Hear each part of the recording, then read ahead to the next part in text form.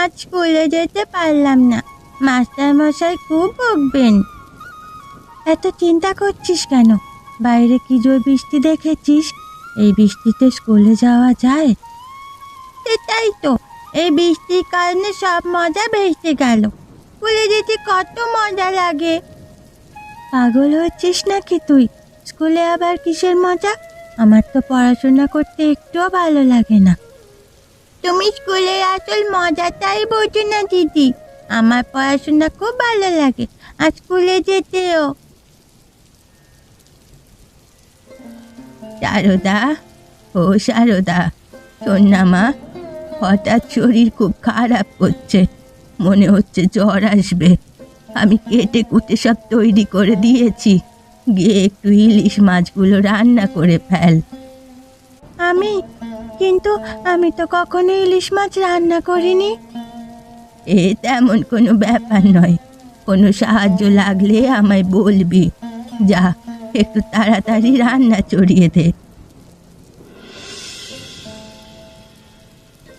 এত মজার ইলিশ রান্না আমি কখনো খাইনি। দিদি, তোমার রান্নার জবাব নেই। সত্যি, এই অল্প বয়সে তোর হাতের রান্নার এত স্বাদ। যখন বড় হবি তুই খুব বড় মাপের রাঁধুনি হবি, এ আমার বিশ্বাস।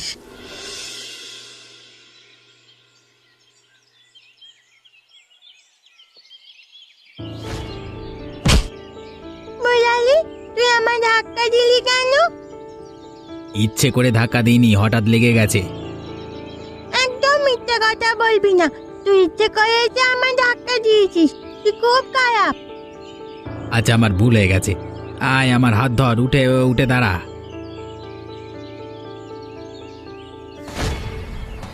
তুই খুব খারাপ মুরালি। আমি তোর কি ক্ষতি করেছি? তুই অযথা আমার ধোবা ইচ্ছে করে ফেলে দিলি। বেশ করেছি, এখন কি করবি? তোর মাকে ডাকবি? যা, গিয়ে ডাক, তাতে আমার কিচ্ছু যায় আসে না। আমি এখনই গিয়ে আমার দিদিকে যা বলে দেব। যাকে ইচ্ছা ডেকে নে, আমি কাউকে ভয় পাই না।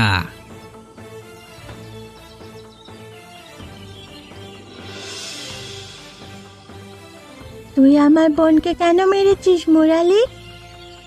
ইচ্ছে হয়েছে তাই মেরেছি। বেশ করেছি। কি করবি তুই? মারবি? বল, মারবি? দরকার পড়লে তাই করব। তোর এত সাহস? আমার বাবাকে তুই চিনিস? আমি এক্ষুনি গিয়ে বাবাকে বলে দেব। যা, গিয়ে বল। পুরো গ্রাম তোর বাবাকে ভয় পেলেও আমি পাই না। যা করবি করে নে। তোর মা আমাদের বাড়িতে কাজ করে, আর তুই সেই কাজের লোকের মেয়ে হয়ে আমাকে মারলি। তোকে আজকে আমি এমন শিক্ষা দেব।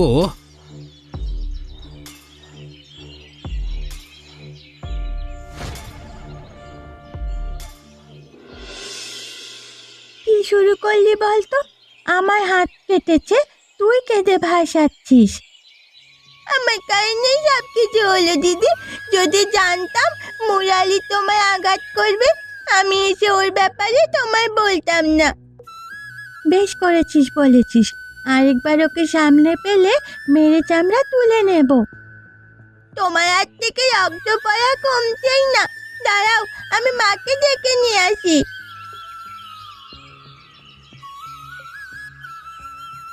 এ কি হলো?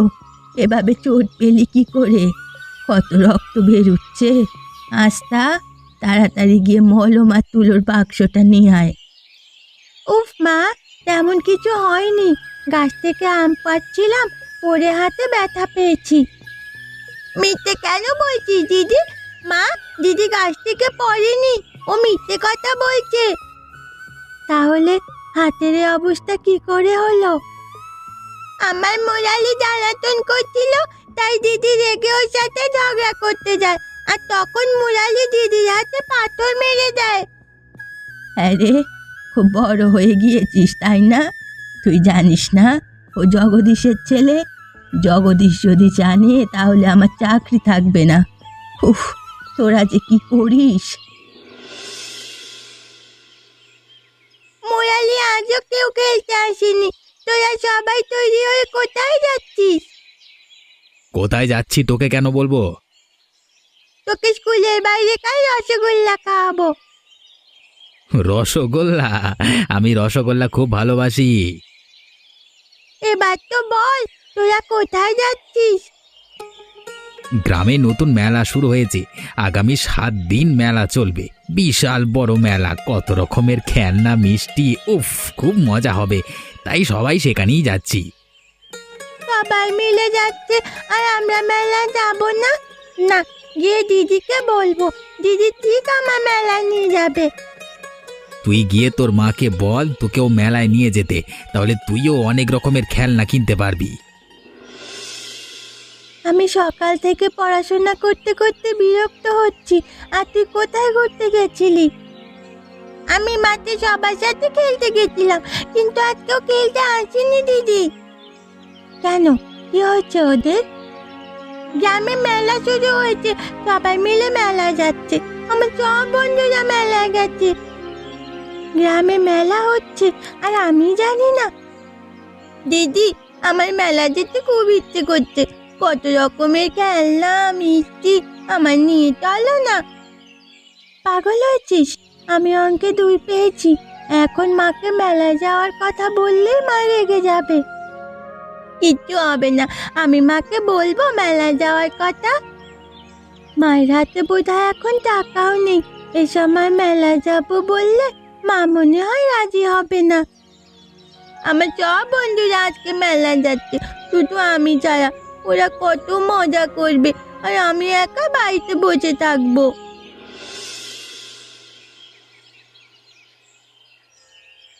সারদা, আস্থা, তোরা কি করছিস? আমি তো পড়াশোনা করছি মা। তুমি তো বললে পড়াশোনা করতে সারাদিন। আচ্ছা বেশ, অনেক পড়াশোনা করছিস আজকাল। আজ একদিন পড়াশোনা না করলে কিচ্ছু হবে না। যা, তোরা দুজন তৈরি হয়ে নে। কেন মা, আমরা কোথায় যাব? শুনলাম গ্রামে মেলা হচ্ছে, সবাই দেখছি ওই মেলায় যাচ্ছে। তাই ভাবলাম আজ আমরাও যাব। চল, তৈরি হয়ে নে। মা, সত্যি বলছো আমরা মেলায় যাব? বারে, সবার ছেলে মেয়েরা মেলায় যাবে আর আমার মেয়েরা বুঝি বাড়ি বসে থাকবে? আজ তোদের নিয়ে ঘুরবো, খুব আনন্দ করব। কিন্তু মা, তোমার কাছে টাকা আছে? তোকে অত চিন্তা করতে হবে না, তুই চল। খুব পাকা পাকা কথা শিখেছিস আজকাল। অবশেষে আমার ইচ্ছে পূরণ হবে। কতদিন ধরে ইচ্ছে করছিল মেলায় যাব।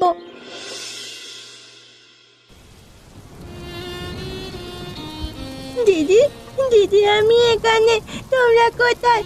আমি তোমাদের দেখতে পাচ্ছি না। দিদি, মা, তোমরা কোথায়? আস্থা, আমার আস্থা কোথায়? সারদা, আস্তাকে কোথায় ফেলে এলি? ও আমাদের সাথেই ছিল মা। কখনো হঠাৎ করে আড়াল হয়ে গেল আমি বুঝতেই পারিনি। লোকের ভিড়ে মাথা কাজ করছিল না। আমার মেয়ে হারিয়ে গেছে। আমি তোকে কতবার করে বলেছিলাম ওর হাত ধরে রাখিস, ওকে ছাড়িস না। তুই এতটা বেখেয়াল কি করে হতে পারলি? মা, আমি ইচ্ছে করে করিনি মা। কখন হাত ছুটে গেছে আমি বুঝতে পারিনি। এই ভিড়ে এখন আমি ওকে কোথায় খুঁজবো? এত লোকের মধ্যে এ কি হয়ে গেল আস্থা? মা, তুমি যদি এভাবে ভেঙে পড়ো আমি কিভাবে সাহস পাবো বলো?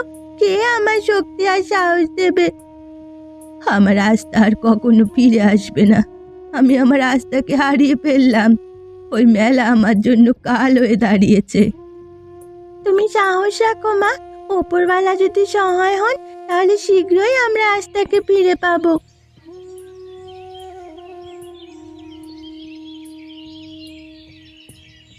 মা, মা, তুমি কোথায়? আমার বাড়ি নিয়ে চলো মা। তুমি কে মা? তোমার নাম কি?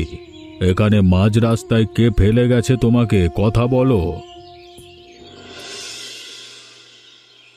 তোমরা কারা? আমার যেতে দাও, আমি বাড়ি যাব। আমি মায়ের কাছে যাব, আমার ছেড়ে দাও। তোমার কোনো ভয় নেই মা, আমরা তোমার কোনো ক্ষতি করব না। তুমি রাস্তায় পড়েছিলে, তাই আমরা তোমায় হাসপাতালে নিয়ে এসেছি। আমার মায়ের কাছে নিয়ে চলো, আমি মায়ের কাছে যাব। অবশ্যই নিয়ে যাব। তুমি বলো আমাদের, তোমার নাম কি, তুমি কোথায় থাকো, তোমার মা বাবার নাম কি? আমার নাম আস্থা, মার নাম শকুন্তলা। ঠিক আছে, কিন্তু তুমি কোথায় থাকো? তুমি আমাদের তোমার ঠিকানা বলো, আমরা তোমায় তোমার বাড়িতে পৌঁছে দিয়ে আসব। আমি তোমার দাদার মতো, তুমি ভয় পেও না। আমাকে বলো তোমার বাড়ি কোথায়, আমি নিজে গিয়ে তোমাকে দিয়ে আসব। আমার বাড়ির নাম আমি জানি না, আমার কিছু মনে পড়ছে না। বাবা, শুধু ওর আর ওর মায়ের নাম বললে তো হবে না, কোথায় থাকে না থাকে সবই তো জানতে হবে, তা না হলে ওকে বাড়ি পৌঁছে দেব কি করে? এখন থেকে তোমার যে কোনো কিছু দরকার হলে তুমি আমাকে বলবে, আমি সব সময় তোমার পাশে থাকব। আমি কি আর কখনো আমার বাড়ি যেতে পারবো না? আমার মা আছে, দিদি আছে, আমি তাদের কাছে যেতে চাই। আমরা পুরো চেষ্টা করছি, দেখবে আমরা ঠিক তোমার মাকে খুঁজে বের করব। আজকে থেকে আরো মনোযোগ দিয়ে পড়াশোনা শুরু করতে হবে। তো ডাক্তার হওয়ার স্বপ্নের যাত্রা এখান থেকেই শুরু। আমার এখনো মনে আছে কিভাবে আমায় রাস্তার ধার থেকে বাবা আর তুমি তুলে এনেছিলে, আর এখন এত বড় কলেজে আমায় পড়াশোনা করাচ্ছ। দেখবে দাদা, আমি খুব মন দিয়ে পড়াশোনা করব, তোমাদের নাম উজ্জ্বল করব। কেন সেই আগের কথা টানছিস? আর কখনো ওই ঘটনা মনে করবি না। ভুল হয়ে গেছে দাদা, কিন্তু মাঝে মাঝে আমার খুব খারাপ লাগে। আমার মাকে দেখতে খুব ইচ্ছে হয়। জানি না ওরা এখন কোথায় আছে, কেমন আছে। যদি ভাগ্যে থাকে আবার তারা তোর জীবনে কোনো না কোনোভাবে ফিরে আসবে। তুই এসব নিয়ে ভাবিস না, মন দিয়ে পড়াশোনা কর।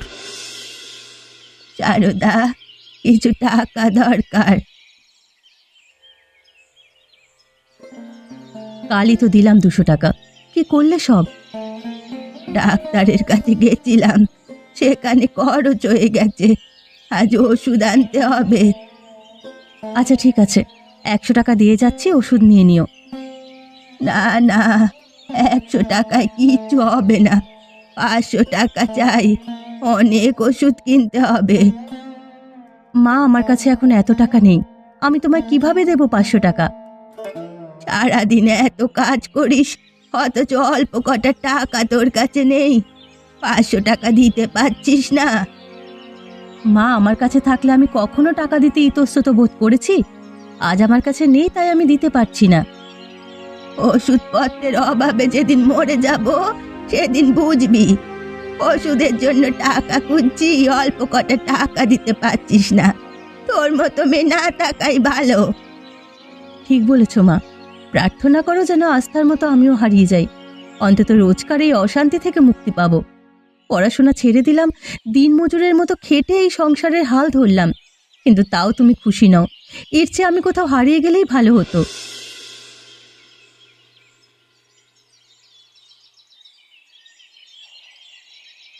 শকুন্তলা মাসি, তোমার শরীর ভালো আছে তো?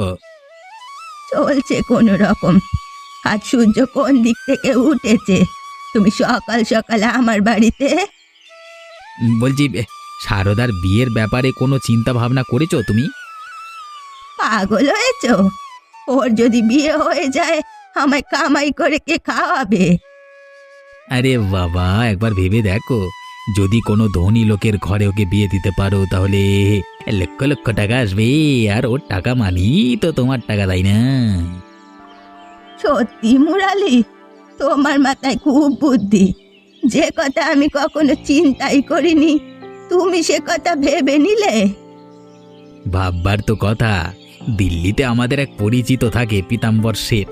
তিনি তার ছেলের জন্য একজন ভালো পাত্র খুঁজছেন। তিনি ঘোষণা দিয়েছেন যে তার ছেলের জন্য ভালো মেয়ে খুঁজে দেবে, তাকে 10,000 টাকা নগদ দেওয়া হবে। হ্যাঁ, এতগুলো টাকা দেবে শুধু পাতেই খোঁজার জন্য? তার কি অনেক টাকা? পীতাম্বর শেঠ তো টাকার কুমির। তার এত টাকা, এত সম্পত্তি, সবকিছু তার 2 ছেলের জন্য। ভাবো, যদি শারদাকে তার ছেলের বউ করা যায়, তুমি সারা জীবন কত আরামে থাকবে, আর কোনো চিন্তাই থাকবে না তোমার। এমনিতেও সারদা তো বেশি একটা উপার্জন করে না, সারাদিন লোকের বাড়ি কেটে বেড়ায়। ওর যদি বিয়ে পীতাম্বর শেঠের ছেলের সাথে করানো যায় তাহলে আমার চিন্তা ঘুচে যাবে। আপনি কোনো চিন্তা করবেন না পীতাম্বর বাবু, আমি আজই গ্রামে গিয়ে সারদার মায়ের সঙ্গে কথা বলছি। তিনি জেনে খুব খুশি হবেন যে আপনারা সারদাকে পছন্দ করেছেন। আচ্ছা মুরালি, তুমি তাহলে যাও, গিয়ে মেয়ের মায়ের সাথে বাকি কথা সেরে নাও। তুমি এতটা স্বার্থপর হবে আমি কখনো ভাবিনি মা। আমার বিয়ে ঠিক করার আগে একটিবার আমায় জিজ্ঞেস করার প্রয়োজন মনে করলে না? আর কত বছর এভাবে থাকবি? ছেলে দিল্লিতে বাড়ি, দেখতে শুনতে ভালো, ওর সঙ্গে বিয়ে হলে তুই সারা জীবন খুশি থাকবি?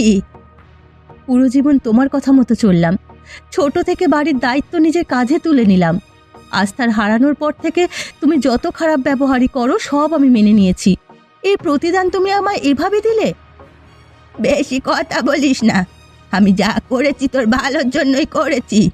তুই একবার ও বাড়ির বউ হলে সোনা দানা ধনরত্ন কোনো কিছুর অভাব থাকবে না, আর আমিও সারা জীবন বসে বসে খেতে পারবো। তুমি নিজের স্বার্থের জন্য আমার ওই বড়লোক বাড়ির বউ বানাতে যাচ্ছ। তুমি এতটা স্বার্থপর কখন থেকে হতে পারলে মা?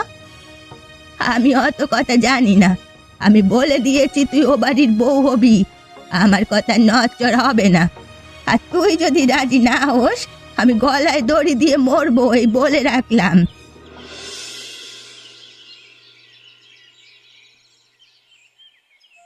মাসিমা, রান্না বান্না ঠিকঠাক মতো হয়েছে তো? এত ধনী পরিবার তোমার মেয়েকে দেখতে আসছে, আপ্যায়নের কোনো কমতি যেন না থাকে। না না, কোনো কমতি রাখিনি। সারদা নিজে হাতে সব রান্না করেছে। সারদার হাত আর সর্ষে ইলিশ খেলে আর কিছু খাওয়া লাগবে না, দেখবি সকলে প্রশংসায় পঞ্চমুখ। আস্থা, আজ যদি তুই এখানে থাকতি অন্তত তুই আমার মনের কথা বুঝতে পারতিস। তো যাবার পর থেকে মা বদলে গেছে, খুব স্বার্থপর হয়ে গেছে। তুই হারানোর পর থেকে আমি খুব একা হয়ে পড়েছি। তুই কোথায় আছিস আস্থা?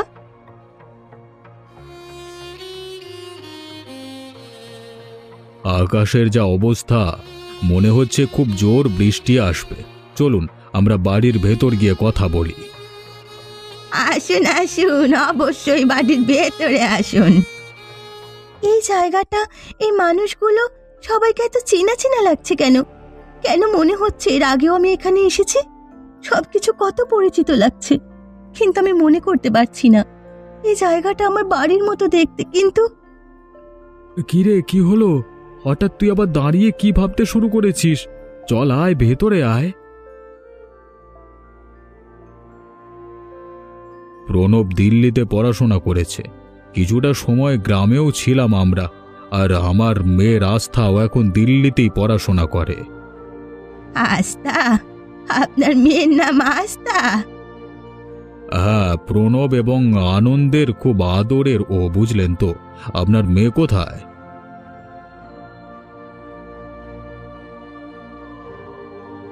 এত আয়োজন করবার কি দরকার ছিল বলুন তো? কত কষ্ট হলো আপনাদের। যা কিছু দেখছেন সবই সারদা রান্না করেছে। এই যে দেখুন, এই সর্ষে ইলিশটা, এটা দিয়ে শুরু করুন, খুব সুস্বাদু। এই স্বাদটা কেমন চেনা চেনা লাগছে। এখন মনে হচ্ছে এই ইলিশ রান্নাটা আমি আগেও খেয়েছি। কত জায়গা, কত খাবার খেয়েছিস জীবনে, এত সব কি মনে থাকে? কিন্তু যাই বলো, সারদা তোমার হাতে জাদু আছে মা। কি হলো মা, তুমি উঠে পড়লে কেন? আমায় চিনতে পারলি না দিদি? দিদি, কি বলছো? সেদিন মেলায় যার হাত ছেড়ে দিয়েছিলি, আমি সেই ছোট্ট আস্থা। মুরালির মারা ওই পাথরের ক্ষতচিহ্ন এখনো রয়ে গেছে তোর হাতে। আর আপনারা এমনই মজার মজার গল্প দেখতে আমাদের চ্যানেলটিকে সাবস্ক্রাইব করতে ভুলবেন না।